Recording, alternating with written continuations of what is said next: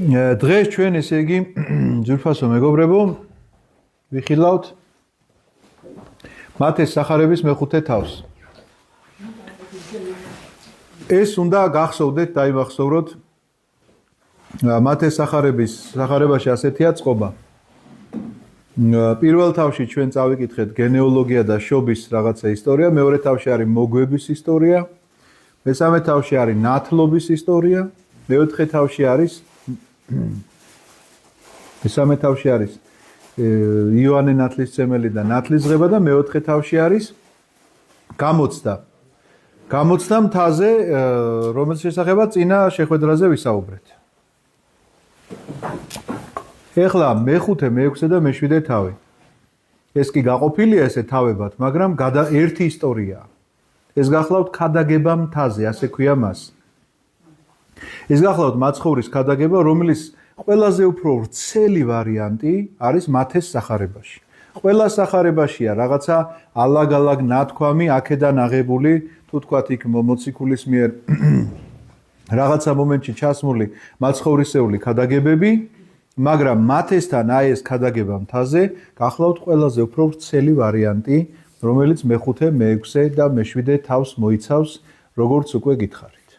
ჩვენ არ ვიცი ხა მეხუთე თავს ლიანად წავიკითხავთ დღეს თუ ვერა, რა მნიშვნელობა აქვს სანამდეც წავიკითხავთ, დრო თქვათ.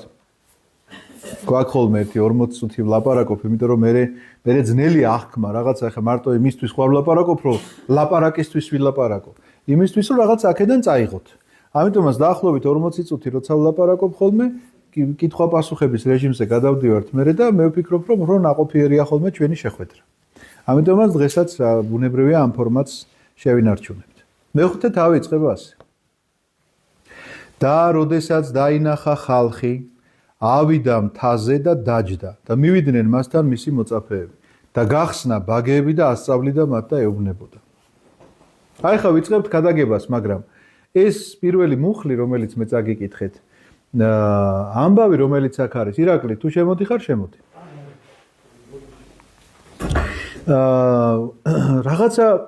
რაღაცა კითხვებს ვადებდა ყოველთვის ჩემში. ნუ დაინახა ხალხი გასაგებია, ავიდა მთაზე, იმიტომ რომ შევაღლებულ ადგილიდან აღქმისთვის, იცით რა, ნებისმიერი მოქმედება რაღაცა პედაგოგიკას გულისხმობს მაცხოვრის მიერ განხორციელებულს. რას გულისხმობ პედაგოგიკაში? იცით რომ ეხლა თქვენ მარტო ჩემს ხმას რომ ისმენდეთ და მე ვერ მხედავდეთ, აღქმა იმისა, რაზეც გელაპარაკებით, უფრო ნაკლები იქნებოდა. როდესაც ვიზუალური გამოსახულებაც არსებობს და უსმენ, არა მარტო უსმენ, ხედავ კიდეც მოლაპარაკეს, ეს კიდევ უფრო მეტად შემეცნებით ხდის იმას, რასაც ის ლაპარაკობს. ამიტომაც ასვლა მთაზე ნიშნავს, ჯერ ერთი ნიშნავს სულიერ ამაღლებას, თუ სიმბოლურ სახეებზე ვილაპარაკებთ და მეორე ნიშნავს იმას, რომ პირდაპირ პედაგოგიკაა, რომ რაღაცნაირად ამაღლებული უნდა იყოს ის, ვინც მოლაპარაკეა, უпроსტად გამოსაჩენ ადგილას უნდა იყოს, რომ ვიზუალურად მას კარგად ხედავდნენ ადამიანები, რომ აღიქვან უკეთესად, რაზეც ის ლაპარაკობს. მაგრამ შეკითხვა უფრო სხვა რამეშია. დაჯდა და მოვიდნენ მასთან მისი მოწაფეები, ანუ მისი მოწაფეები ირგვლივ შემოუსხდნენ და დანარჩენი ხალხი იმის ქვემოთ არიან კიდევ. გახსნა ბაგეები და ასწავლიდა. ბაგეები გახსნა და ასწავლიდა რას? ანუ ლაპარაკი დაიწყო და ამით ასწავლიდა. ეს იმას ნიშნავს, რომ სანამ ბაგეებს გახსნი და იქამდეც ასწავლიდა. ბაგეებ გაუხსნელად. ამიტომ სწავლება არსებობს ბაგისმიერი, როდესაც შენ ბაგეებს გახსნი და ასწავლი ადამიანს და სწავლება არსებობს ასევე ხმის ამბოუღებელი. და ეს არის შენი ცხოვრების წესი. აი ჩვენთვის, თანამედროვე ქრისტიანისთვის ეს არის შენი ცხოვრების წესი, იმიტომ რომ ხარ თქვათ სკოლაში მასწავლებელი თუ საავადმყოფოში ექიმი, არავითარი მნიშვნელობა არ აქვს ამას, რა პროფესიას ემსახურები, შენ ამბიონი არ გაქვს მოწყობილი იმისთვის, რომ დადგეხლა და ქადაგების ჭეშმარიტებებზე ვინმე ელაპარაკო და მაცხოვრის განკაცებაზე და ასე შემდგომ. შენი ქადაგება გახლავთ სწორედ ბაგეების გაუხსნელად. შენი ცხოვრების წესი, შენი პატიოსნება, შენი სარწმუნოება, შენი სამართლიანობა, შენი რაღაცნაირად აი დამოკიდებულება ყველაფერ ამასთან ერთად, იქ თანამშრომელთან, იქ ოჯახის წევრთან, იქ მეზობელთან, იქ მეგობართან, თუ მხოლოდ ისე იქცევი, რომ ეს საშენო მოქმედებებია და ეგოისტურია, მაშინ ვერავინ ვერ იქნება შენი გამომყოლი, თუნდაც იმაში, რომ ვაიმე როგორი ადამიანია, მოდი მეც დავიწყებ ერთი იმ ეკლესიაში სიარულს, სადაც ეს დადის, იმიტომ რომ თუ ასეთი სათნოებით იმოსებიან იქ ადამიანები, ნუ მაშინ მეც მინდა. ხო არის ეს მისიონერობა. მაგრამ ახლა წარმოიდგინე, ადამიანებმა იციან რომ დადიხარ ეკლესიაში. რომ იქ მარხვა რო არის, ესე იტყვი, არა, ეგ არ მომიტანოთ, მარხვაზე ვარ. იქ რაღაც ის არის, რა ქვია, და არა მე ხა დღეს წირვაზე უნდა წავიდე. სამაგიეროდ მოხდა სამსახურში ხარ და რაღაცა ისეთი მოხდა და უცბად რო იტყვი რომ მაგას არ ეღირსო ხვალინდელი დღეო. იქ ხო დამთავრდა შენი სარწმუნოება. იქ ხო თავდაყირა დააყენე ეს ყველაფერი რომ გუში რო თქვი რომ ეს არ მომაწოდოთ მარხვაზე ვარ და ხვალ სამსახურში შემაგვიანდება წირვაზე ვარ. აი ბაგეების გახსნას რა შეიძლება მოყვეს. ამიტომ ბაგეების გაუხსნელად უნდა ვქადაგებდეთ ჩვენ და ბაგეები როდესაც გაიხსნება, მაშინ ძალიან უნდა ვაკონტროლებდეთ ჩვენ თითოეულ სიტყვას. რა სიტყვის ადამიანი რას ამოთქვამს, იმიტომ რომ გაბრაზდება და რომ გამწარდება, განსაკუთრებით მაშინ ვერ აკონტროლებს, თორე ისე იცით ახლა როგორც ლაპარაკობ, სულ ასე ვიღიმი, მაგრამ აბა გამაბრაზეთ ერთი ნახავთ მე როგორ დავიწყებ ლაპარაკს. ამიტომაც ამ სიბრაზეში არის სწორედ გასაკონტროლებელი ეს ყველაფერი და არა მაშინ, როდესაც ასე შეხედვართ და გაღიმებულები რაღაცა სადღეგრძელოებს ვიძახით სუფრასთან. გახსნა ბაგეები ნიშნავს იმას, რომ ბაგეების გახსნამდეც ასწავლიდა. ეხლა ამჯერად იწყებს ბაგე გახსნილის სწავლებას. და იწყებს ნეტარებების მუხლების ჩამოთვლას, რომელი ნეტარებების მუხლები ჩვენ ზეპირად უნდა ვიცოდეთ, არა საზეპირო როგორც ლექსი, არამედ როგორც მისი შინაარსი. იმიტომ რომ რწმენა, რომლის შესახებაც ჩვენ დღევანდელ წირვაზე ვლაპარაკობდით და ეს ებრაელთა ეპისტოლეს მე-11 თავია, მე კიდე ერთხელ განსაკუთრებულად გიმეორებთ ამას, იმიტომ რომ იქნებ წაიკითხოთ თანამედროვე ქართულით კიდევ ერთხელ რწმენის განსაზღვრება და ჩამონათვალი რწმენის მაგალითებისა. ებრაელთა მიმართ ეპისტოლეს მე-11 თავი.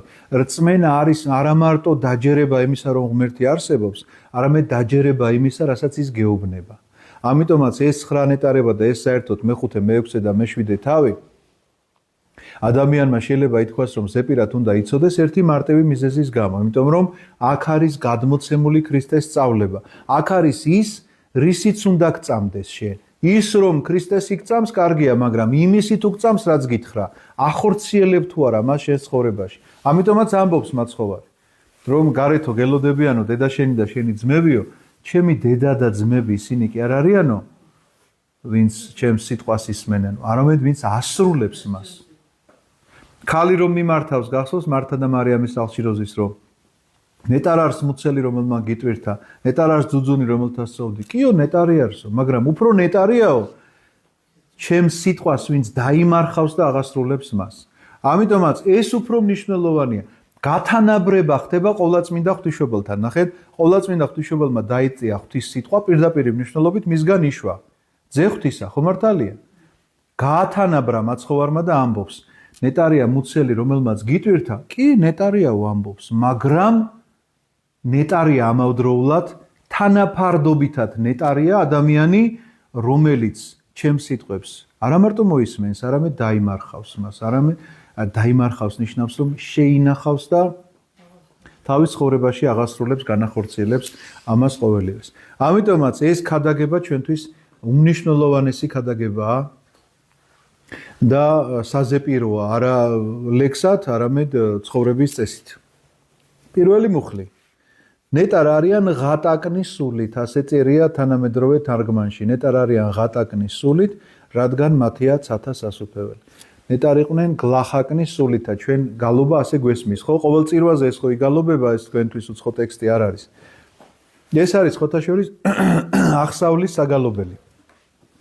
მოდით ახლა ესე გახსოვთ ლიტურგიის განმარტებას, ოდესაც ვაკეთებდით. მე გითხარით, რომ ეს არის საფეხურები. პირველი საფეხური არის 100, მეორე ფსალმუნი. მეორე საფეხური არის 145 ფსალმუნი. მესამე საფეხური არის ნეტარებები. ამ საფეხურით შევდივართ ჩვენ წირვის მდგომარეობაში და როდის შევდივართ რა ხდება ამ ნეტარებების მუხლების წაკითხვის მერე რა ხდება? მღვდელი გამოდის სახარებით და შემოუვლის ტაძარს და შედის საკურთხეველში. ხო მართალია? რატომ? რას განასახიერებს ეს? 102 ფსალმუნი რა არის? სამადლობელი ლოცვა. აკურთხევ სული ჩემი უფალსა და ყოველი გონება ჩემი სახელსა წმინდასა მისსა. და მე როგორ გრძელდება და იწყება სამადლობელი ჩამოთვლა, რომელიც შენ მომეციო ყველაფერი ეს დაუმსახურებლად. ყველაფერი ეს რომ მომეცი, ამისთვის იხდის ადამიანი მადლობას. პირველი საფეხური გახლავთ მადლიერება, მეორე საფეხური რა გახლავთ, როგორ იწყება 155 ფსალმუნი? აქებ სული ჩემი უფალსა, ვაქებდე უფალსა ცხოვრებასა ჩემსა. რას ნიშნავს? პირველია მადლიერება, მეორეა ქება, მესამეა ქადაგება, რომელი ქადაგებითაც დაიწყო მაცხოვარმა თავისი მოღვაწეობა. ნეტარიყვნენ გლახაკნის სულით, არამედ თუ მათი არ სასუფეველიცათა და ამის შემდგომ ამ ქადაგების პირდაპირი განსახიერებაა, რომ ქრისტე გამოვიდა და ქადაგებს სახარების გამობრძანება, ნიშნავს ქრისტეს გამობრძანებას საზოგადოებაში. ის იწყებს ქადაგებას და ამ მუხლებით იწყება ეს ყველაფერი. ნეტარიყვნენ გლახაკნის სულით, არამედ თუ მათი არ სასუფეველიცათა და შესვლა საკურთხეველში. ძველი ლიტურგიის წესი ასე იყო, რომ ამ დროს დღევანდელ დღესაც თქვენ მღვდელმთავრის წირვაზე თუ დადგებით, ნახავთ, რომ მღვდელმთავარი გარეთ ესწრება ამას ყველაფერს, პირველ საფეხურსაც, მეორე საფეხურსა და მესამე საფეხურზე შედის საკურთხეველში. ანუ იწყება უკვე ლიტურგია. იქამდე არის ეს საფეხურებრივი ზეახსვლა, რომელიც გახლავთ სულიერი საფეხურები, რა თქმა უნდა, იქ მართლა რეალურად საფეხურზე არ უდგამთ ფეხს, მაგრამ სულიერი მადლიერება, ქება და ქადაგება, რომელთაც იწყება ქრისტეს მსახურება. ნეტარ არიან ღატაკნის სულით, რადგან მათია ცათა სასუფეველი. იცით რა, მე ამ მუხლებზე სათითაოდ ვეცდები რომ გავჩერდე და რაღაცა გითხრათ, მაგრამ უპირველეს ყოვლისა მისი მნიშვნელობა უნდა იცოდეთ, შინაარსი უნდა გესმოდეთ, რომ ნეტარია ღატაკის სულით რას ნიშნავს ეს სიტყვა, რომ აი სულით ღატაკი ადამიანი როგორ შეიძლება ნეტარი იყოს?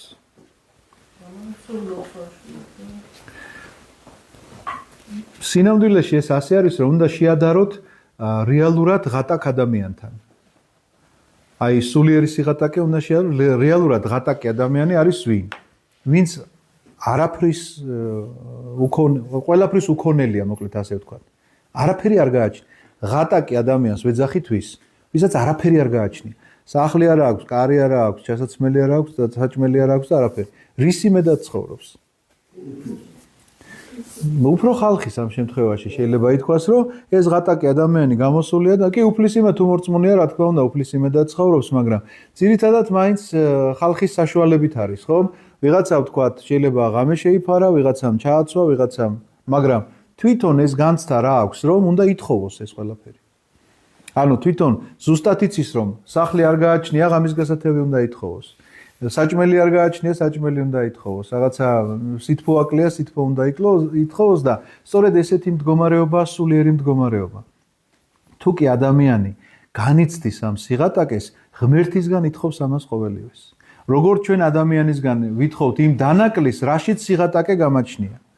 რო არ მაქვს ფული, მივდივარ და ვეუბნები მურმან, მომეცი ფული, მჭირდება, დამეხმარე.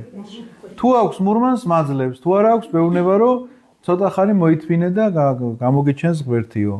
ხო და აი ეს გახლავთ სიღატაკე ერთი ვთქოთ, რაღაცა არ მაქვს და ამ დანაკლის მე ვიღაცისგან ვითხოვ და მეორეა სულიერი სიღატაკე და თუ გაცნობიერებული მაქვს მე ჩემი სულიერი სიღატაკე, ისიც მაქვს გაცნობიერებული, ვისგან უნდა ვითხოვდე ამას. იმიტომ რომ ფულის მოსათხოვნად კი ვიცი, ვისაც მივადგე, მაგრამ აი ამ სულიერი სიღატაკეს შესავსებად ვის უნდა მივადგე, ეს გახლავთ სწორედ კეთილგონიერება. სხვათა შორის არსებობს ამაში არაკანონიკური წიგნები თუ არის, ეხლავე წაგიკითხავთ. ამაში არ არის არაკანონიკური წიგნები. ასეთი არაკანონიკური წიგნი არსებობს სიბრძნე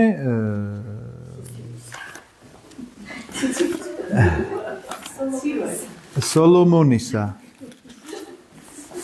და იქ წერია ასეთი რამ, რომ კეთილგონიერება ის არისო, რომ მეო ზუსტად ვიცი, ვისაც უნდა ვთხოვო ეს კეთილგონიერებაო. რომ მაკლიაო ესო და კეთილგონიერება ის არისო, ვის უნდა ვთხოვო ეს ვიციო.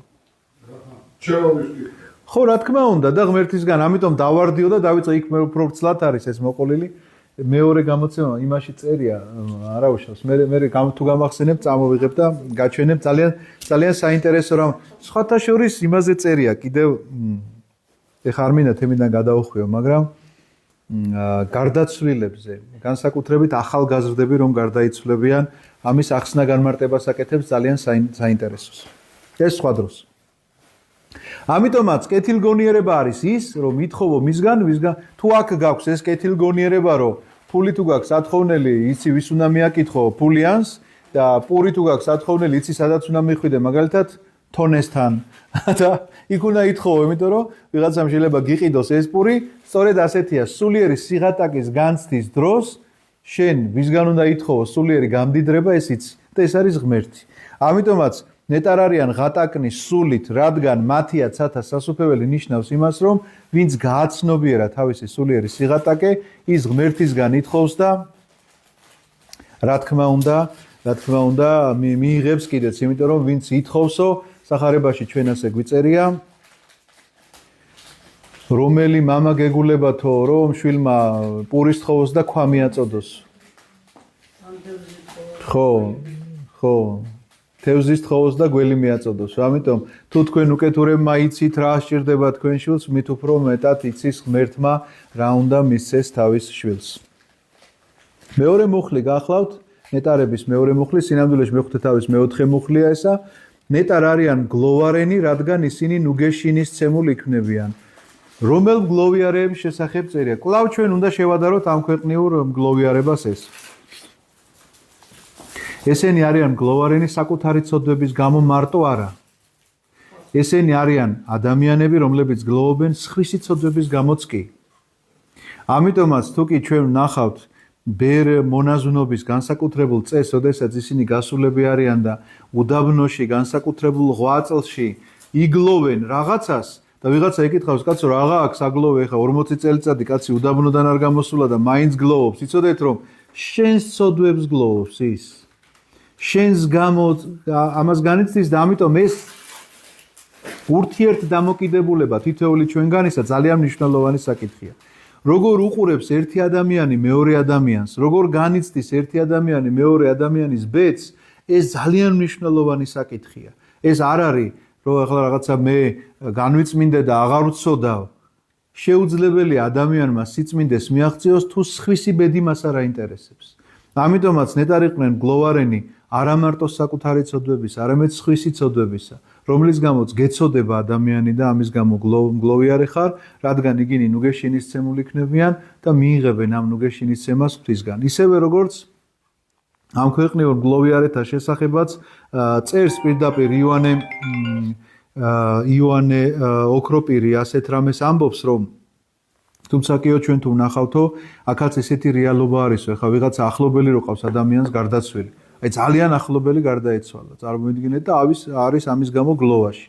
ამ დროს მას ახსენდება რაიმე ცოდვის შესახებ. ახლა წავალ და იქ გავერთობი და ახლა ამას შევჭამ და ახლა იმას დავლევ და ახლა იქ წამოვწვევი და დავისვენ. შეიძლება ისეთ ღვაწლში აღმოჩნდეს, რომ არც დაიძინოს, არც რბილზე დაწვეს, არც საჭმელი ჭამოს, მარხვა თავისთავად დაიცვას. ამიტომაც ეს მგლოვიარება ხშირად ადამიანში ასეთ ასკეტიზმს აღვიძებს და რაღაცნაირად ცდილობს, რომ იმ თავის ახლობელს, იმ თავის მიცვალებულს რაღაცა გაუკეთოს. დასავლეთში დღემდე არის შემორჩენილი ეს წესი, რომ ადამიანი რომ გარდაიცვლება, იქ ყოველთვის სამარხოს სუფრა. არასდროს იმ ოჯახში არ აკეთებენ, ესე იგი, სახსნილოს, სანამ ადამიანს არ ესე იგი გააპატიოსნებენ, არ დაგრძალავენ და ამის შემდგომაც მე მინახავს ოჯახები, რომლებიც 40 დღე მარხულობდნენ და ლოცულობდნენ განსაკუთრებულად თავიანთი მიცვალებულისთვის და დღევანდელ დღეს დასავლეთში ეს ძალიან მკაცრად შემოინახა დღევანდელ დღესაც, იმიტომ რომ იშვიათად ნახავთ იქ სამგლოვიარო სუფრებს, სადაც ესე იგი სახსნილო საჭმელები ალაგიან. ნუ ხორცს გულისხმობ, თორე შეიძლება ახლა ძის ნაწარმი რაღაცეები იყოს. ნეტარი იყვნენ თვინიერნი, რადგან ისინი დაიმკვიდრებენ დედამიწას. იცით რა, ეს თარგმანები. კი, ასე იქნება. ნეტარი იყვნენ 7, რამე თუ მათი არის სასუფეველი ცათა. ამიტომ ეს თარგმანები ყოველთვის არ შეესაბამება, მინდა გითხრათ იმ რეალობას, რაზეც წერია. ნეტარი იყვნენ 7, რამე თუ მათ დაიმკვიდრონ ქვეყანა. სიმშვიდე რას გულისხმობს, იცით? ვინ არის მშვიდი ადამიანი? მშვიდი ის კი არ არის, ვინც არასდროს არ აღელდება. არასდროს არ აღელდება, შეიძლება მშვიდიათ იყოს სულიერად ავადმყოფი ადამიანი. მართლა გეუბნებთ, არასდროს არ ღელავდა, შეიძლება იყოს ერთი რაღაცა მდგომარეობაში და უყურებ მას და არასდროს არ აღელდება. ამ სიმშვიდეზე არ არის ლაპარაკი. მშვიდ ადამიანში იგულისხმება ის, როცა იცის, როცა უნდა აღელდეს. და როდის არ უნდა აღელდეს. აი ეს იგულისხმება სიმშვიდეში. და ჩვენ ვნახულობთ სახარებაში, რომ მაცხოვარი აღელდა კი არა, შოლტი შეკრა და გამოყარა ადამიანები დაძრიდან. ხო მართალია, მაგრამ ეს არ იყო ეგოისტური მოქმედება. ეს მოქმედება არ იყო, რა მე მჭირდება და ამისთვის დავარღვიე მე ჩემი სიმშვიდე, რომ ახლა მე ჩემს პატივს, ჩემს ღირსებას შეურაცხყოფს ვინმე, ან რაღაცა ამის გამო ვარღვევ მე ამ სიმშვიდეს, ეს ასე არ არის. ეს შეიძლება სჭირდებოდეს რაღაცა, ანუ როდის უნდა თქვა და როდის არ უნდა თქვა, აი ეს განსაზღვრება, აი ეს სიბრძნე გახლავთ სწორედ სიმშვიდის მოპოვება. ეს თუ მოიპოვა ადამიანმა, სწორედ იმ სიბრძნის ფლობელია, როდის სად როგორ უნდა მოიქცეს. ამის შესახებ არის ლაპარაკი, თორე ნეტარი იყვნენ 7, ანუ არასდროს არ ღელავს, ასე არ იფიქროთ თქვენ ეს ამბავი. ნეტარ არიან სიმართლისათვის მშიერ მწყურვალნი, რადგან ისინი დაპურდებიან. რას გულისხმობს ახლა ეს მუხლი? ნეტარი იყვნენ, რომელთა შიოდეს და წყუროდეს სიმართლისათვის, რამე თუ იგინი განძღნენ. აი ეს მუხლი გახლავთ, ესა ძველ ქართულად ასე ჟღერს. ახლა მე ვკითხულობ ასეთ ამბავს. ყველაზე მტანჯველი გრძნობა რა შეიძლება გქონდეს ადამიანს? რა შედარება არის აქ მოტანილი? ყველაზე მტანჯველი გრძნობა ვიღაცას გონია რომ ან ტკივილია, ან რაღაცა კიდე სხვა შეიძლება იყოს რაღაცა უპასუხო სიყვარული. ან ასე შემდგომ. ყველაზე მტანჯველი გრძნობა არის, როდესაც წყურია და წყალი არ გაქვს.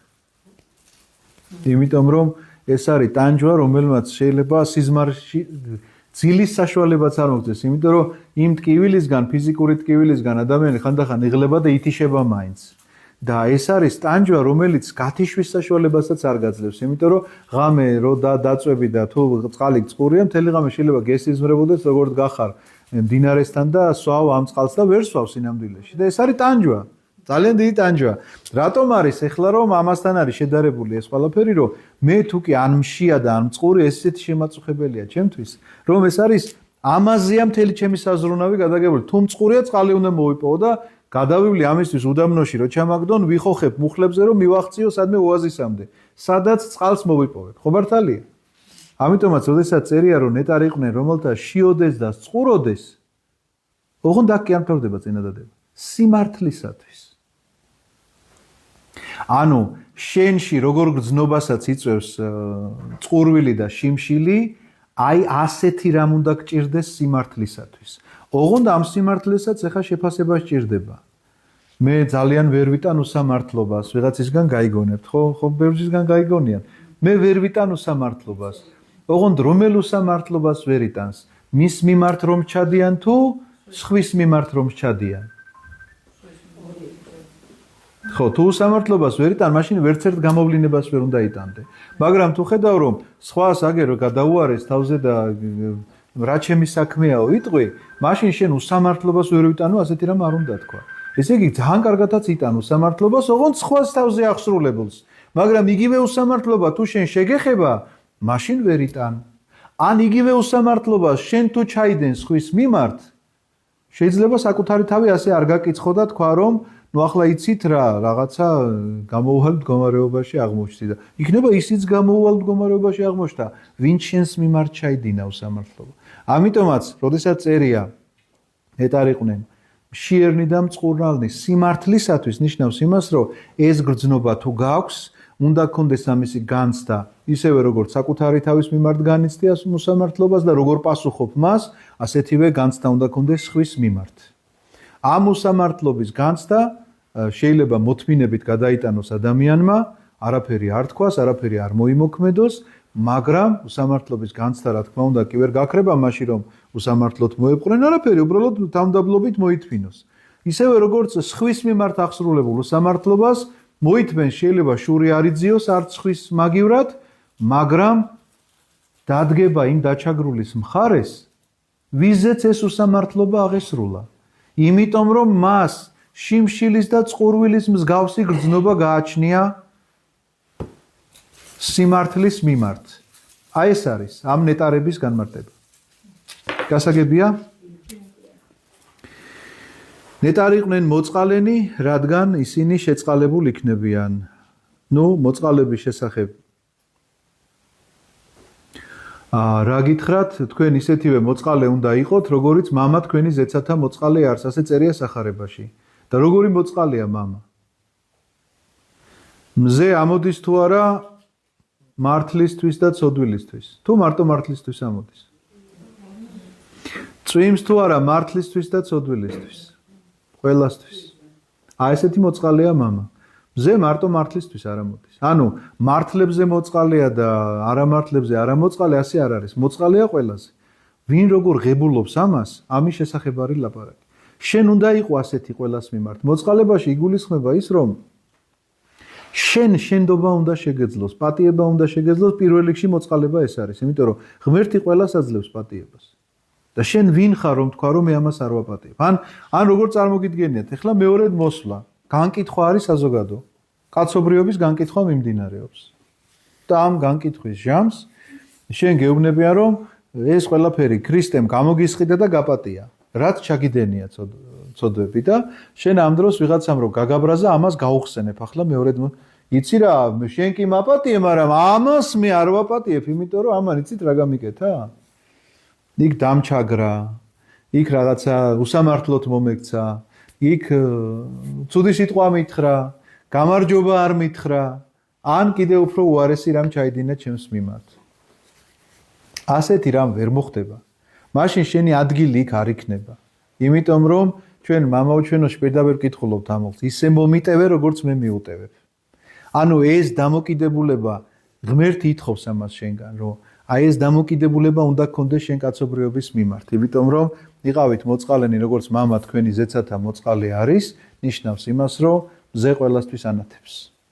მადლი გარდამოედინება მთელ კაცობრიობას. ვიღაცამ შეიძლება მარტო მართლმადიდებლობაში არის მადლი, ვინ გითხრათ? ვინ გითხრათ რომ ასეა? მადლი მართლმადიდებლობაში არის იმით, რომ თქვა ჭეშმარიტი სარწმუნოება გვიპყრია და ამაში ეჭვი არ გვეპარება. მაგრამ ეს იმას კი ანიშნავს, რომ მადლი არ გადმოდის მთელ კოსმოსზე და მთელ კაცობრიობაზე.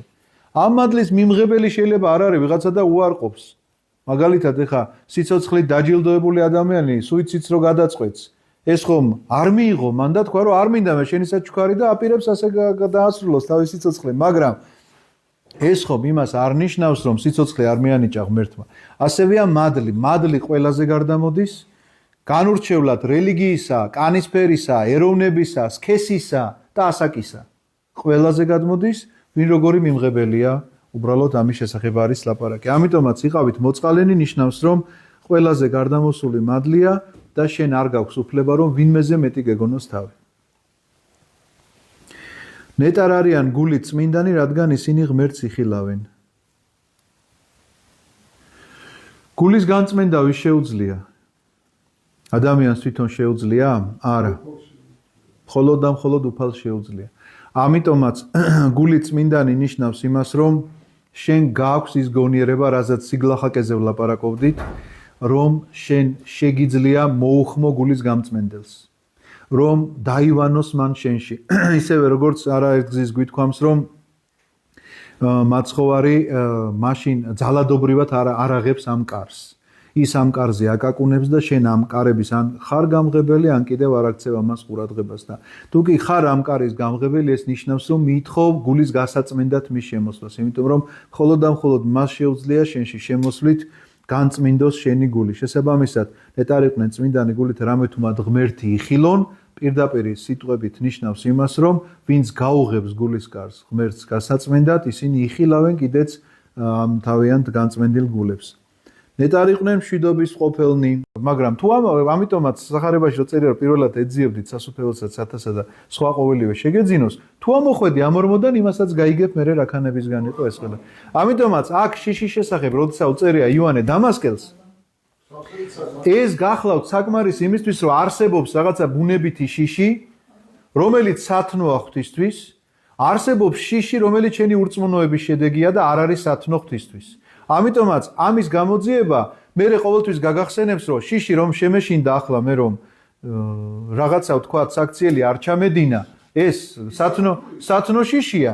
თუ შიში იმისა, რომ რაღაცა მომაკლდებოდა მოკლედ კომფორტი ამის გამო შემეშინდა, ეს არასათნო შიშია.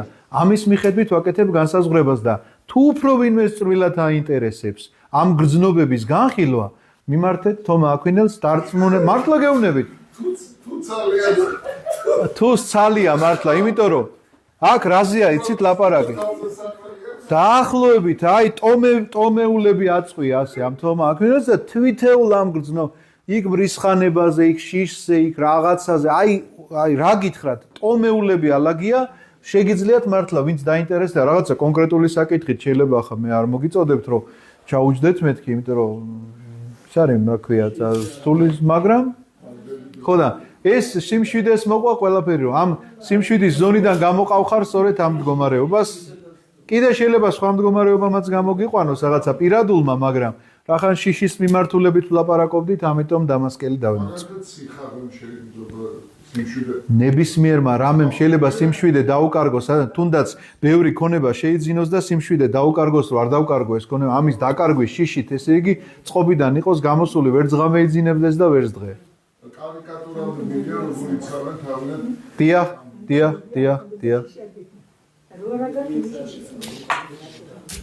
მორჩით. მადლობა ღმერთს. აქ ცისფერ ჩაფხუტიანები არ იგულისხმებიან.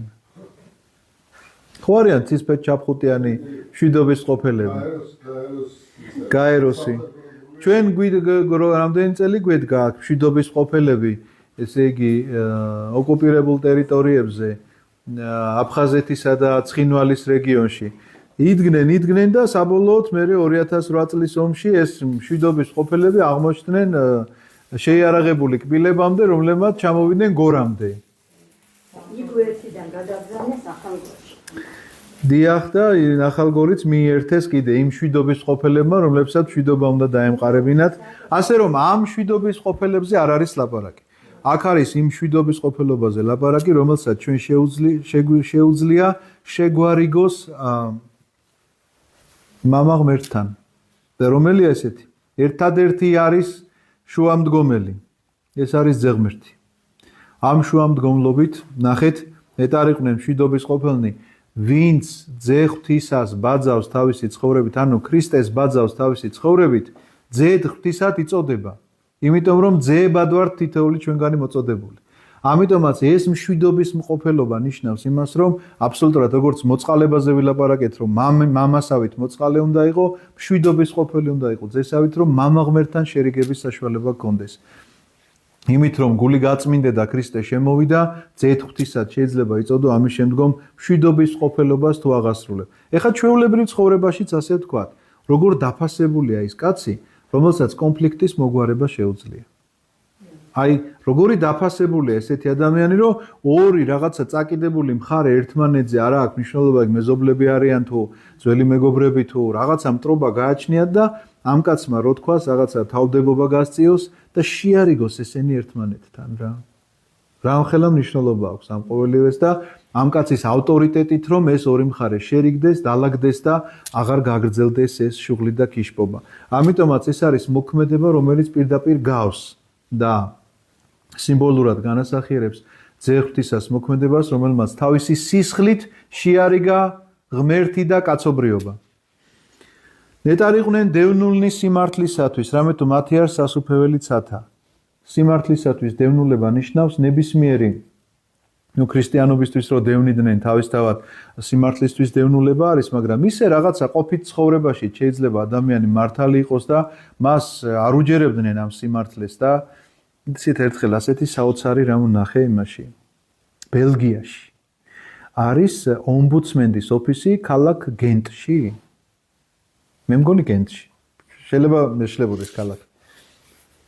ომბუდსმენის ოფისი არის და გარე გამოხატული ზედ მამაკაცი და ქალბატონი და ეს ქალბატონი ამ მამაკაც ძუძუს აწოვებს პატარა ბავშვივით. ხო და ცოტა გაუგებარია სად ომბუდსმენის ოფისი, სად ეს ქანდაკება, სად რაღაც ის აი აბსოლუტურად გაუგებარი ამბავია და ჩვენმა საყვარელმა მეუფე დოსითეოზმა მოგვიყვა ასეთი ამბავი რომ რატომ არის ეს ომბუდსმენის შენობაზე მსგავსი რამ გამოსახულება, რელიეფური გამოსახულება არის. რომ კაცი დაიჭირეს მკვლელობის მუხლით. ბრალდებოდა მას მკვლელობა, რომელიც არ ჩაუდენია. და ვერ ამტკიცებდა ეს თავის სიმართლეს, ყველას ეგონა რომ ეს კაცი იყო მკვლელი და მიმდინარეობდა მოკლედ თითქოს გამოძიება, მაგრამ ამ გამოძიებამ ფაქტიურად დაადასტურა, რომ ეს კაცია მკვლელი და ერთადერთი რაც გადაწყვიტეს რომ როგორც უნდა მოეკლათ, შეაგდეს კამერაში და თქვეს რომ შიმშილით მოკვდეს. და არავის მისი ნახვის უფლება არ ქონდა, გარდა მისი ქალიშვილის. რომელიც ამ დროს ჩვილი ბავშვის დედა იყო და შედიოდა და თავის მამას ყვებავდა თავისი ბავშვის რძით. და ეს კაცი იცოცხლობდა რაღაცა იმდენი ხანი იცოცხლა რომ ეგონათ რომ შეერი უნდა მომკვდარიყო, არ მოკვდა. და ამ დროს გაირკვა სიმართლე. რომ ეს კაცი არ იყო მკვლელი და გაათავისუფლეს ეს კაცი და როგორც ნიშანი რაღაცა სიმართლის აღდგენისა აი ესეთი რელიეფური გამოხატულება არის და წარმოიდგინეთ ახლა დევნული სიმართლისათვის. ამ კაცს არაფერი არ დაუშავებია და იჯდა ციხეში და ასე სასწაულებრივად მოხდა მისი გადარჩენა. რო შეხედავ ახლა ცოტა გაგაკვირვა შეიძლება, რაღაცა ცოტა სხვა რამე იფიქრო რომ რა ხდება, რა ის არის, მაგრამ ასეთი ისტორია აქვს ამ ყოველივეს. ეს გამახსენდა ძალიან საინტერესო ისტორია სხვათა შორის გენტი არის ის ქალაქი და მეორე ბრიუგე ანგენში ან ბრიუგეში, მოკლედ ანგენში ან ბრიუგეში. უფრო გენში. ეს თუ მოხვდებით მოკლედ ამ ქალაქს ძალიან პატარა და ძალიან საინტერესო ქალაქია ისტორიული, მანქანები არ დადიან, მიდიხარ ესე იგი მითი რა ქვია, რაღაც ტრანსპორტით მიდიხარ და შიგნით მე შეგიძლიათ იმოძრაოთ ფეხით ან ტრამვაით. მანქანები საერთოდ არ მოძრაობენ ამ ქალაქში, ველოსიპედებით არის ძირითადი ისა რა ქვია სამოძრაო და ძალიან საინტერესოა რა. მე თვითონ მივლინებით ვიყავი საპატრიარქოდან ასე რომ დედა იყვნენ სად ვიყავით მშვიდობის ყოფილნი სიმართლისათვის დევნულნი როგორც უკვე მოგახსენეთ.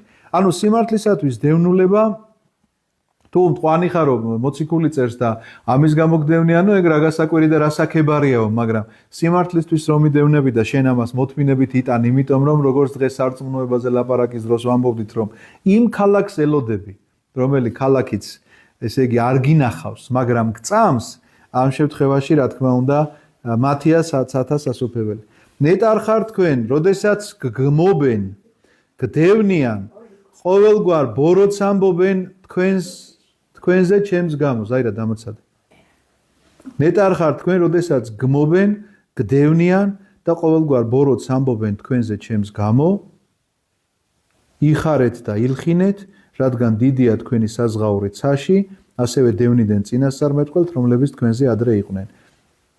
ბოლო ეს ანუგეშო სიტყვებია, რომელი ნუგეშითაც ის ანუგეშებს, რომ ასე იყვნენ წინასწარმეტყველები. დღეს რაც წავიკითხეთ, რომ სულ ყველა ამ დევნულებაში აღესრულა ფაქტიურად, დალხინებული ცხოვრებით, რომ რომელიმე გარდაიცვალა ნაკლებად მახსენდება მინდა გითხრათ, ამიტომაც დიდია მათი ესე იგი საზღაური ცაში, რისთვისაც ისინი უარს ამბობდნენ იმ ჩამოთვლილზე, რომ ვიღაცა თავის ქალაქზე, ვიღაცა თავის ფუფუნებაზე, ვიღაცა თავის თქვა პრინცობაზე, როგორც მოსეს შემთხვევაში ვთქვით და ასე შემდგომ.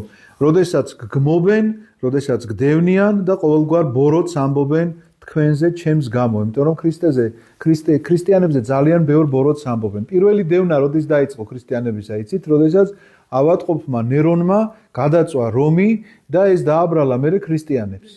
დააბრალა ქრისტიანებს და დაიწყო ქრისტიანთა ისეთი დევნა, რომ წარმოიდგინეთ, მთელი ესე იგი ქუჩა ქონდა განათებული, ქუჩაზე ჯვარსაცვეს ეს ქრისტიანები ცეცხლი მოუკიდეს და იმას რა ქვია, გაანათეს ქუჩა ამ გვამებზე მოკიდებული ცეცხლით ცოცხალ ადამიანებზე ჯერ გვამები არ იყვნენ, რა თქმა უნდა. ასეთი იყო პირველი დევნულება ქრისტიანობისა, იმიტომ რომ დააბრალეს მათ ძალიან ბევრი რამ, ძალიან ბევრი ბოროტება, რომ თითქოს ისინი ამ შეკრების გამო, სადაც ქრისტეს სისხლსა და ხორცს ეზიარებოდნენ, თითქოს ისინი მართლაც სისხლს ეზიარებოდნენ, რეალურად ვინმე სისხლს ღურიდნენ, იქ რაღაცა იყო ლაპარაკი, რომ თითქოს ჩვილებს წირავენო, იქ ლაპარაკი იყო 1000 ცილის წამებაზე, მინდა გითხრათ, რომლის გამოც ეს ქრისტიანების დევნა მიმდინარეობდა განსაკუთრებული სისასტიკით. ეს გახლავთ ის 9 მუხლი, 9 ნეტარება უბრალოდ ჩვენ მე-12 მუხლი წავიკითხეთ, რომელიც ასე მთავრდება: იხარეთ, ილხინეთ, რადგან დიდია თქვენი საზღაური ცაში, ასევე დევნიდან წინასწარმეტყველთ, რომლებიც თქვენზე ადრე იყვნენ. ჩვენ ახლა ბევრი დრო აღარ დაგვჭა, მაგრამ შევეცდები 1-2 მუხლი კვლავ წაგიკითხოთ ამ ქადაგებიდან, იმიტომ რომ ეს ქადაგება, როგორც გითხარით, 3 თავი გრძელდება. და ამ თავს ბოლოში ვერ გავალთ დღეს ჩვენ საკმაოდ დიდი თემაა, მაგრამ ერთ აბზაცს შევეცდები კიდევ წაგიკითხოთ. თქვენ ხართ მარილი მიწისა, ხოლო თუ მარილი გამოიფიტა, რიღათი დამარილდეს. ეს ძალიან მნიშვნელოვანი ფრაზა არის, უნდა დაიმახსოვროთ ყველა. რატომ არის შედარებული მარილთან ჩვენი სარწმუნოება, ჩვენი ქრისტიანობა? გიფიქრიათ ამაზე, რატო არის შედარებული? არა, საინტერესოა, რატომ? იმიტომ რომ მარილს გარდაებისა და სულაში აქვს სხვა თვისება აბსოლუტურად არ გააჩნია და ჩვენი მარილი იმაში არის, რომ ქრისტე ყავს და ესე წავს. თუ ის არ იქნება, მაშინ ჩვენს მარილი თუსარგებლო იქნება. მარილს აქვს ორი თვისება. ინახავს. პირველი გემო. გემო და მეორე შენახვა. მეორე არის შენახვა. ინახავს. გემოს აძლევს და ინახავს. ამიტომ თუ არ იქნები მარილი, შენ სარწმუნოებას გემო არ აქვს.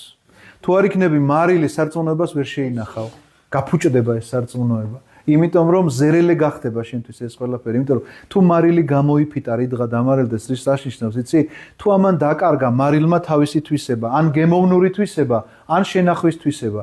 აი ჩემ ბავშვობაში სულ მარილს ინახავდნენ ხოლმე იმას, რა ქვია, რო დაკლავდნენ რაღაცა საკლავებს და იმას, ყველაფერს მარილს აყრიდნენ, მთელი წელიწადი იმას არაფერი არ მოსდიოდა საერთოდ. არაფერი არ მოსდიოდა, იმიტომ რომ მარილს აქვს შენახვის თვისება. ასეთია სარწმუნოება შენი. თუ შენ არ გაგაჩნია აი ეს თვისებები, რაც მარილს გააჩნია, რომ ინახავდე უნდა შენ სარწმუნოებას და გემოსაძლევდე ამას ყველაფერს, იმიტომ რომ თუ არ გეგემრიელება შენი სარწმუნოება, მაშინ როგორ არის, ცი გბეზრდება. თუ არ გეგემრიელება ის, რომ მიუხედავად იმისა, რომ ყინავდა დღეს და თბილი ლოგინიდან უნდა გამოძვრე და აქ უნდა წამოხვიდე და სიცივეში დაადგე 2 საათი და მე კიდე აქ 1 საათი ჩემს იმას უსმინო, კიდე უფრო მეტ ყინვაში. ეს თუ არ გეგემრიელება, იცოდეთ რომ ამას აუცილებლად ყავლი გაუვა. აუცილებლად ყავლი გაუვა, იმიტომ რომ ერთხელ მოხვედი შეიძლება ჩემი ხათრით და მეორეჯერ ჩაის ხათრით და მესამედ იმის, რა ქვია, შოკოლადიანი ნამცხვრის ხათრით და მეოთხე თითყვი რომ მოიცა რა, აგერ სახლში ჩაიც მაგ და შოკოლადიანი ნამცხვარიც. იმიტომ რომ იმ გემოს ვერ გებულობ, რომელი გემოც ამ სარწმუნოებასთან ახლავს და ამის შენახვაზეც უკვე აღარ ზრუნავ. ამიტომ ეს ამ ორი თვისების გამო არის შედარებული ეს ყველაფერი მარილთან. ის უკვე აღარაფრად გამოდგება, მხოლოდ გარედ უნდა გადაიყაროს კაცთანგან გასათელად. აი ესეთი გახლავთ სარწმუნოება ადამიანში, რომელმაც თუ გემო დაკარგა და თუ ესე იგი შენახვის თვისება დაკარგა, ის გარეთ გადასაგდებია და თვითონ აგდებს ამას ადამიანს ფეხის გასათელად, თვითონვე თელავს ამას. თვითონვე გადაულის ამ თავის სარწმუნოებრივ საკითხებს, რომელზედაც გუშინ შეიძლება ესე იყო აღფრთოვანებული და აფოფინებული, დღეს შეიძლება გამოვიდეს და თქვას, იცით, რამდენი მინახავს, რომ ეს თქვენი ბებიების ზღაპრები მოუყევით ვიღაცა სემინარია დამთავრებულს რომ უთქვამს ასეთი, რომელიც რომ მოვიდა მეტრანახევრიანის კვნილი ეჭირა ხელში და თავს არ წევდა ზემოთ. მაგრამ აი რაღაცა მზედმეტი ფანატიზმისგან მოუვიდა ის, რომ აბსოლუტურად განელდა მასში ეს მარილი. აბსოლუტურად. საერთოდ გემო დაკარგა. თუ კი ასეთი გემო ქონდა, რომ აი არ წევდა თავს და კვნილით ხელში რაღაცა. მოგლეთ ხდება ასეთი რა. თუ ჩავმოვდები, კიდე თვისება ერთადერთი მითხრება, რომელიც შეიცავს აქტიურ ნატრიუმს, ეს გარეთშიც ადამიანი კვდება, გული უჩერდება. ან გულის მოქმედება დაბალანსებულია ნატრიუმ-კალიუმით. მარილი არის ერთადერთი ნივთიერება, ბუნებაში საკვებში მეტში არაფერში არ არის. ცალკე იმიტომ ვაყრით, რომ არ მოვხდეთ. ადამიანს თუ მარილი არ ექნება, ის დაახლოებით 4-5 თვეში ყვდება ნატრიუმის დეფიციტი. ძალიან საინტერესოა, რასაც ამბობთ, ხოლმე ეს არ ვიცი. ძალიან საინტერესოა მართლა. ნატრი ქლორი არის ისა მარილი. ხო, მაგრამ რო არის ადამიანებს რომ უგზალავენ მარილის ჭამას საერთოდ რაღაც ჯანმრთელობის გამო? უგზალავენ, იმიტომ რომ ასე მაგალითად პურისში რაც მარილია, ის ჩვენთვის საკმარისია. აჰა. ჩვენ ჭარბად მოვიხმართ. გასაგებია. აი მარტო რაც პურშია, ის რომ მივიღოთ დღისნობა ის საკმარისია. გასაგებია. იმის იქეთ აღარ არის საჭირო. არა, ის ყველაფერი ზერბეტია დანარჩენი. ხო, სხვა. მე რაღაცა ადრე ძალიან ეხა თვითონ აღარ მსიამოვნებს და აღარ ვაყრი არაფერზე მარილს. ორგანიზმი აბალანსებს ეთქვა, იმიტომ რომ ადრე რაღაცა მოჭებით ვიყრიდი და ეხლა აღარ საერთოდ აღარ ვაყრი მარილს არაფერს. ხო. და არ მსიამ რაღაცა მარილიანს რო ვჭამ აღარ მსიამოვნებს ხოლმე. ნატრი ქლორი. ორი ნივთიერება, ნატრი და ქლორი. ნატრიუმის ქლორიდია. და კალი ქლორი, ისა კალიუმია ერთი ყუმშავს გულს, მეორე ადუნებს, ნატრი და ქლორი. და ნატრი რო ყუმშავს, კალიუმი ადუნებს და თუ ეს არ არის, აღარ შეიკუმშება. გასაგებია. საინტერესოა. ამაზე არ მიფიქრია. ამ კუთხით უფრო სწორად. ამ ორ თვისებაზე კი ნამდვილად იცით რა, თქვენ რასაც ლაპარაკობთ, ეხლა ალბათ სამედიცინო განათლება უნდა გქონდეს კაც რომ მაგას ჩაუღრმავდეს და ეს ისეთი ცხადი ამბავია, რომ არანაირი განათლება ამას არ ჭირდება სამედიცინო, ვისაც გაუსინჯავს მარილი, იცის რომ მას გემო აქვს და იცის რომ ინახავს თქვა პროდუქტს იმ თუ დააყრიზეთ და თქვენ რაც თქვით ძალიან სასიამოვნოა. სიღრმე ხო თქვენ. არა, მე კარგი გიმავშე პირიქით. ხო, რასაც თქვენ ამბობთ ძალიან სასარგებლოა, რატომაც არა. ამის შემდგომ ასეთი რამ წერია. ის უკვე აღარაფრად გამოდგება, მხოლოდ გარეთ უნდა გადაიყაროს კაცთაგან გასათელად, ანუ კაცთაგან გასათელად, როდესაც თავის არწმუნობას ასე გადააგდებს, ასე ითელება ფეხებით, მინდა გითხრათ, როგორც უვარგის მარილს თუ მას გემო და შენახვის თვისება აღარ აქვს, ასე გადაყრეს კაცი. აი რაში ჭირდება? თუ არა აქვს ეს ორი თვისება, მარილი რაში ჭირდება ადამიანს? თქვენ ხართ ქვეყნიერების ნათელი, ვერ დაიმალება მთაზე გაშენებული ქალაქი. არავინ ანთებს სანთელს, რათა ჭურჭლის ქვეშ შედგას, არამედ დგამს სასანთლეზე, რომ ყველას გაუნათოს სახლში. მე გითხარით, როდესაც გახსნა ბაგეები და ასწავლიდა მეთქი, ამ თემას უკავშირდება ეს საკითხი, რომ ბაგეების გაუხსნელათაც ხშირად ადამიანი მასწავლებელია და თქვენ ხართ ქვეყნიერების ნათელი, ნიშნავს, რომ ეს ნათელი ვისაც მიუღია. ეს ნათელი ძალიან საინტერესო თემა არის სხვათა შორის, ამაზე ჩვენ ალბათ შემდეგ შეხვედრაზე თუ კი ინებებს ღმერთი, იქნება ამ თემაზე უფრო ვრცლად გავჩერდეთ, ეხლა ძალიან ორიოდე სიტყვით აგიხსნით. ეს არის ის ნათელი, რომელ ნათელსაც სინამდვილეში შეიგრძნობს ადამიანი შინაგანად. ეს არ არის ხილული თვალისთვის აღსაქმელი ნათელი, მხოლოდ და მხოლოდ, იმიტომ რომ ხილულად ჩვენ ეხლა მით უმეტეს ამ 21 საუკუნეში ისეთი განათების სპეციფექტები გვაქვს, რომ გაანათებთ უგინა ნახევარ დედამიწას კი არა მთლიანს. აქ ლაპარაკი არის იმ ნათელზე, რომელიც ამ თვალით, შენი ფიზიკური თვალით არ აღიქმება, არამედ შენში შინაგანად ანათებს. ამიტომაც თქვენ ხართ ქვეყნიერების ნათელი, ამ სინათლის მოფენაზე არის ლაპარაკი, რომ ეს სინათლე, რომელიც მოეფინა შენში ქრისტეს შემოსვლით.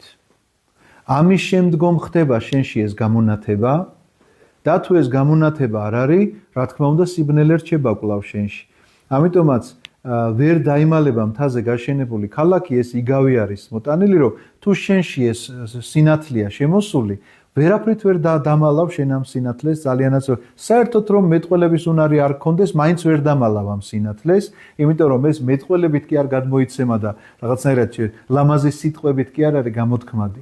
არამედ ამ შინაგან ნათელს ასხივებს ადამიანი თავისი ცხოვრების წესით, ნებისმიერ სიტუაციაში, ნებისმიერ მდგომარეობაში.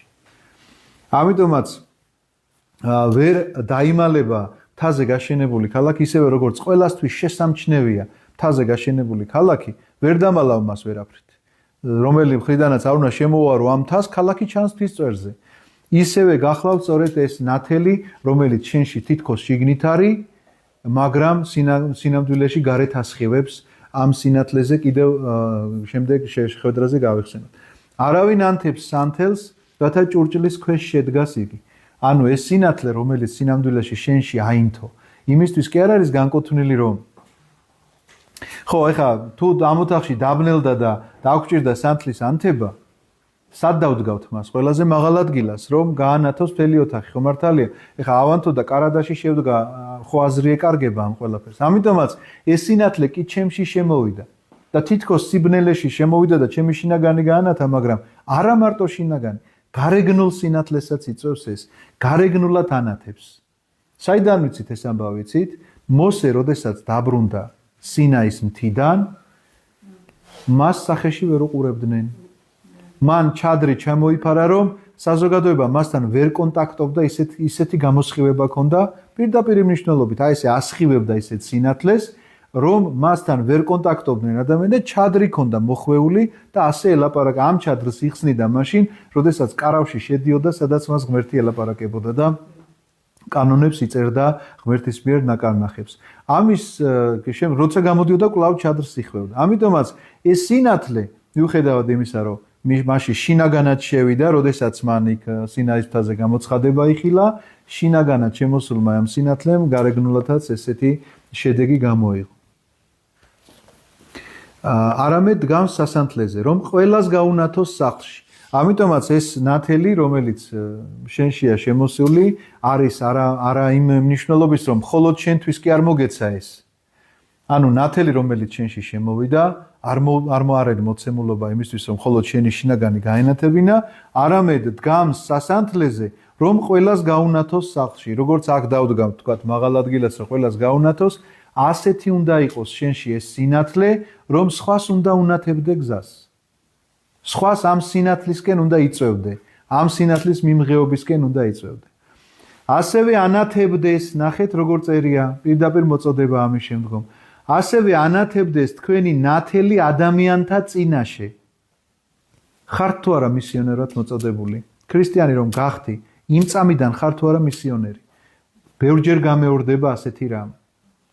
ძალიან ბევრჯერ, ნახეთ, ასევე ანათებდეს თქვენი ნათელი ადამიანთა წინაშე, რათა ხედავდნენ ისინი თქვენს კეთილ საქმეებს და ადიდებდნენ თქვენს მამას, რომელიც ზეცაშია. იმიტომ რომ ადამიანმა შეიძლება აკეთოს კეთილი საქმეები თავის სადიდებლად და აკეთოს კეთილი საქმეები ღმერთის სადიდებლად. ამას დიდი მნიშვნელობა აქვს. ამიტომ ეს წინადადება, რომ ასევე ანათებდეს თქვენი ნათელი, ნათელი რომელიც მიგვიღია ქრისტეს სახით, რაოდენთა ქრისტეს მიერ ნათელ გვიღებიეს, ქრისტე შეგვიმოსიეს. ანუ ნათლით შემოსილები ვართ, ქრისტე შემოსილები ვართ.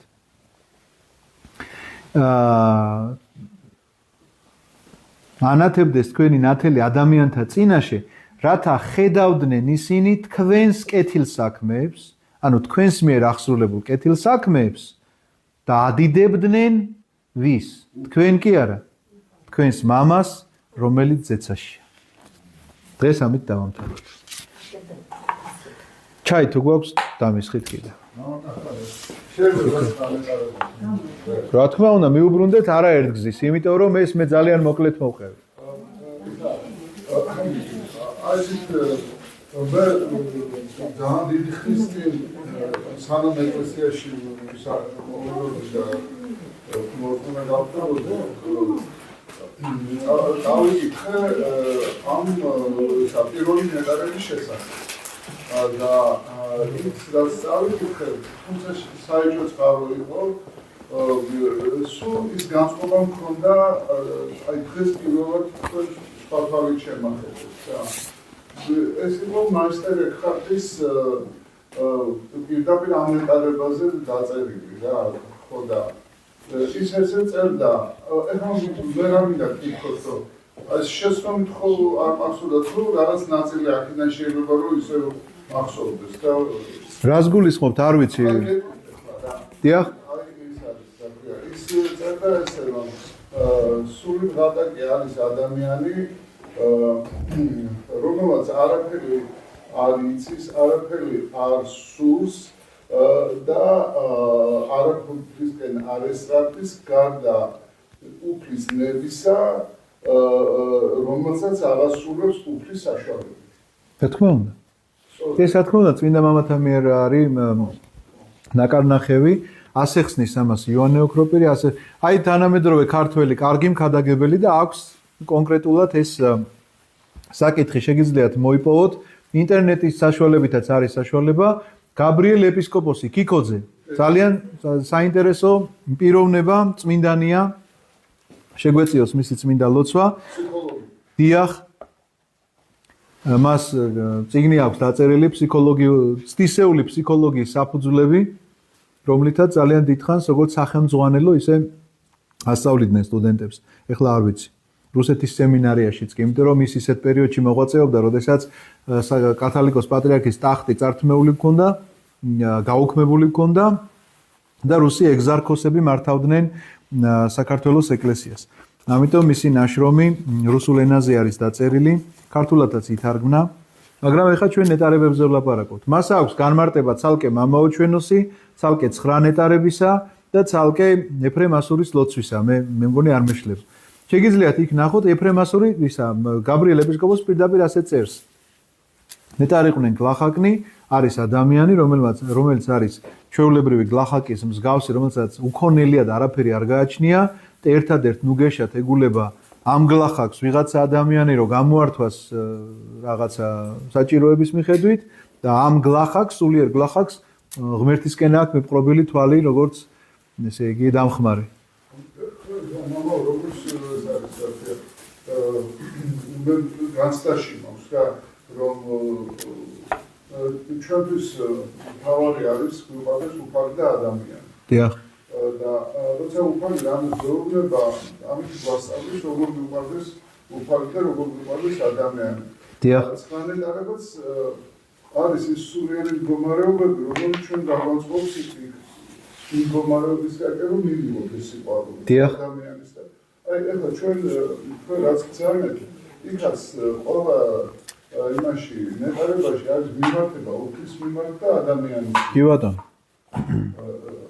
ამასწორად რა თქმა უნდა ერთი კიდე რაღაცა მინდა ესა აი შვიდზე რო ვაპარაკობთ სიმშვიდეს ძირითადად ეხლა მე როგორც ფსიქიატრს ადამიანის სიმშვიდეს უღებს სპორტა და შიში დიახ და ეხლა მე ძალიან მომეხმარა პაციენტებთან მუშაობაში მესამე სალმუნში რომელი თავი არ მახსოვს იქ ნახტომე ესე იყო შიში სადაც შიში არა იყო და მე ვიგიზგა მუნ შეეშინა სადა არა იყო შიში რომ ადამიანი ერთ-ერთი მნიშვნელოვანი როდესაც მუშაობ პაციენტთან არის ასწავლოს სწორი შიში იმიტომ რომ ძირითადად ადამიანებს ყალბის შიშების ეშია დიახ და ეს უკარგავთ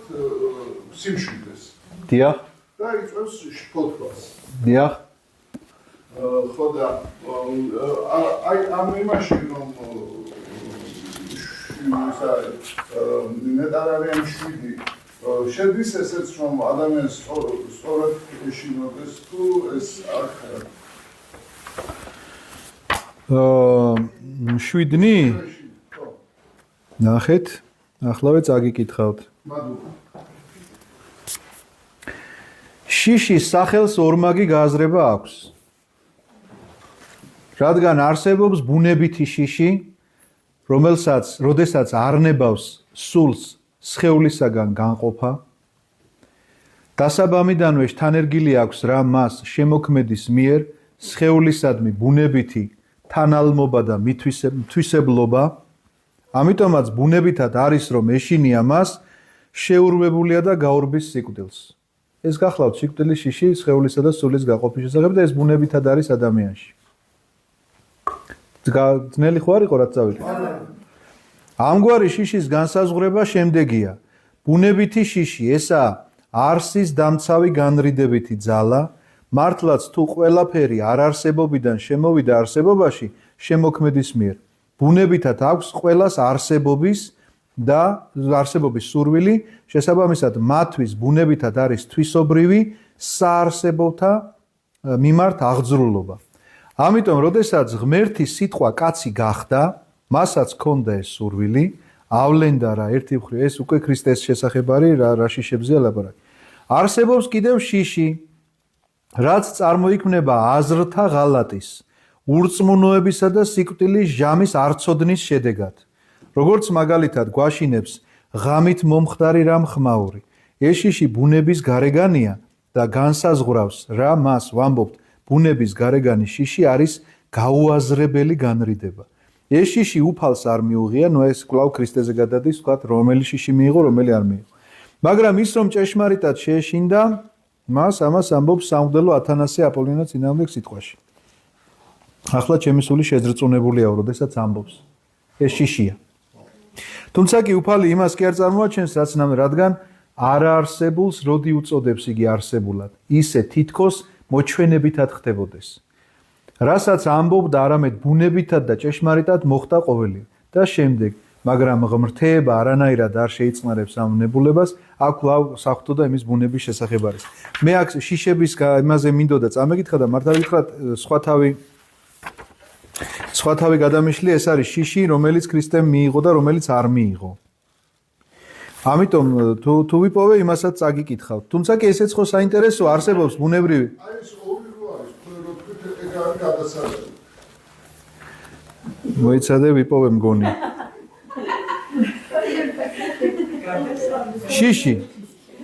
შიში განიყოფა 6-ად.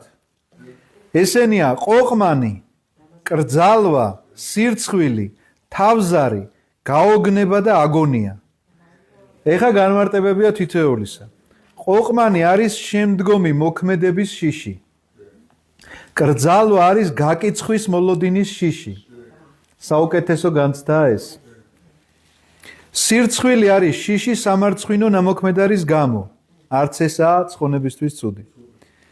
თავზარი არის დიდი მოვლენისაგან შიში. გაოგნება არის უჩვეულო მოვლენისაგან შიში. აგონია არის წარუმატებლობის, ანუ დამარცხების შიში, რადგან გვეშინია, რომ საქმეში დამარცხებისა აგონიაში ვარდებით. ეხლა რატო წაგიკითხეთ ესამდე? ამ ნებისმიერმა შიშმა შეიძლება გამოგიყვანოს სიმშვიდის ზონიდან. ხო მართალია? მაგრამ ზოგი არის სარწმუნოებრივი და ზოგი არ. კი. აი ეს არის თავარი, რომ ზოგი შეიძლება ზოგმა რომ გამოგიყვანა სასარგებლო, აი მაგალითად გამოგიყვანა წყობიდან გაკიცხვის მოლოდინის შიშმა. და ეს არ არის ცუდი. კარგია. პირდაპირ წერია, საუკეთესო განცდა. ხო, თავ შეიკავე. იმიტომ რომ შეგეშინდა. მაგრამ შიში, რომელიც არის, ესე იგი, ხო, აი მაგალითად თავზარი, რაღაცა დიდი მოვლენის შიში, ეს გახლავთ შიში, რომელიც არ არის სასარგებლო შიში. ანუ მუნ შეეშინა, სად არა იყო შიში, ეს გახლავთ ის შიში, რომელიც არ ემსახურება საღვთო ნებას. ანუ ეს არის შიში შენი იმიდან ურწმუნოებიდან გამომდინარე. ცარიელ ადგილას. დიახ. ასევე აგონიას როგორც გონია რომ რაღაც ერთი საქმე არ გამოგივიდა და დაიღუპა ყველაფერი. კი ბატონო. რისხვის შესახებად შემიძლია წაგიკითხოთ.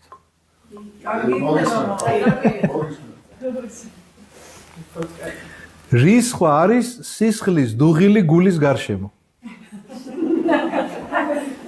რაც წარმოიქმნება ნაღველის აორთქლებისა თუ ამღვრევის შედეგად. ამიტომაა რომ მას ბერძნულად ეწოდება აგრეთვე ქოლე ან ქოლოს, ესე იგი ნაღველი. ზოგჯერ მრისხანებაა, აგრეთვე სანაცვლო შურისძიების სურვილი, რადგან როდესაც შეურაცხყოფენ ან მიგვაჩნია რომ შეურაცხყვეს, მრისხანებთ და მაშინ ეს განცდა ხდება ნაზავი ნდომისა და რისხვისა. რისხვის სახე სამია: წყრომა, რასაც ბერძნულად ეწოდება ქოლე, ქოლოს, იგივე ნაღველი, გაავება და გაბოროტება. დასაწყისი და აღძრულობა რისხვისა ითქმის წყრომად, რასაც როგორც ითქვა ეწოდება აგრეთვე ქოლე. გაავება, ანუ მენის, არის ბერძნულად მენის, არის გახანგრძლივებული მრისხანება, იგივე ამეხსიერება, ანუ ბერძნულად მნენის კაკია. იგი უკავშირდება სიტყვა მენეინ, ხანგრძლივ მყოფობა. ეგრეთვე შეესიტყვება მნემე პარადოსთაი, რაც ხსოვნაში გადაცემას ნიშნავს. გაბოროტება, ანუ კოტოს, არის იმგვარი წყრომა, რომლის მქონეც ეძიებს ჟამს შურისძიებისათვის, იგი უკავშირდება სიტყვას კეისთაი. რისხვა არის ჭკუა გონების მიაბჯრე, და ნდომის დამცველი.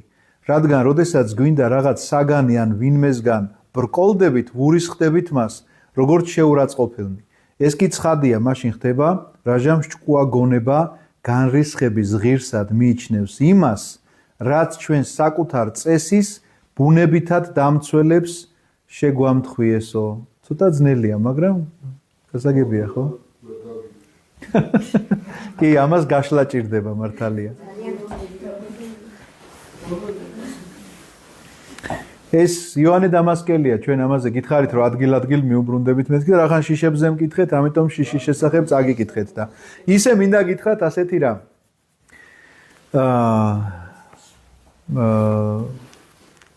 დაწვრილებითი მეცნიერული გამოძიება ახასიათებს დასავლურ სამყაროს. აი კათოლიკურ სამყაროს მაგალითად. და მართლმადიდებლურს ასეთი რამ არ ახასიათებს. აი ხა რატო გამახსენდა ეს შიშების შესახებ რომ ლაპარაკობდით, გეტყვით ახლავე რა. არის დასავლურ სამყაროში ასე თომა აქვინელი, გაგიგია? აი თუ მას ნახავთ, ესე იგი თითეული გრძნობა აქვს განხილული, აი ეს შიში აქ ხوارე ამათ განიყოფა. იქ კიდე დაწვრილებით აქვს ყველაფერი აღწერილი, აი რა გითხრათ. ჩადის ისეთ სიღრმეებში, ნეის ვეღარ წავიკითხე რა, დავანებე თავი რა. მართალი გითხრათ, ეხლა რომ შევისწავლე კარგად, თუმცა კი ძალიან საინტერესოა. ძალიან საინტერესო. ეხლა რა საკეთებს მართლმადიდებლობა? მართლმადიდებლობისთვის უმნიშვნელოვანესი საკითხი არის ხსნის საკითხი, გადარჩენის საკითხი. აი ხა რას გულისხმობს ერთხელ ბატონმა ედი შერბა მოიყვანა ასეთი მაგალითი და სულ მახსენდება. ახლა წარმოიდგინეთ ორმოში რო ვიყო ჩავარდნილიო. ჩემი უპირველესი ამოცანა რა არისო, რომ რამენაირად ამოვიდი ამ ორმოდან, ხო მართალია? ხომ არ დავიწყებ ახლა ამ ორმოში ქანების შესწავლას, აქ ეს ქანია პირველი და მეორე ეს არის და ამის მეზოზოური და რაღაცა იმეების შესწავლას ხომ არ დავიწყებო, თქვა.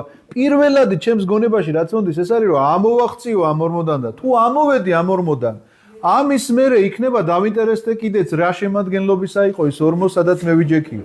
მაგრამ თავარი ხო ამოსვლა. აქედან გამომდინარე, დაწყება იქ შესწავლის ამ ორმოში, როგორი ქანებით არის და დაყოფილი ეს მიწის რაღაცა გარკვეული მასები, ნუ არაფერს არ გაძლევს, მაგრამ თუ ამიტომაც სახარებაში რო წერია რომ პირველად ეძიებდით სასუფეველსაც სათასა და სხვა ყოველივე შეგეძინოს, თუ ამოხვედი ამ ორმოდან იმასაც გაიგებ მე რა ქანებისგან იყო ეს ყველა. ამიტომაც აქ შიშის შესახებ როდესაც წერია იოანე დამასკელს, ეს გახლავთ საკმარის იმისთვის რომ არსებობს რაღაცა ბუნებითი შიში, რომელიც სათნოა ღვთისთვის, არსებობს შიში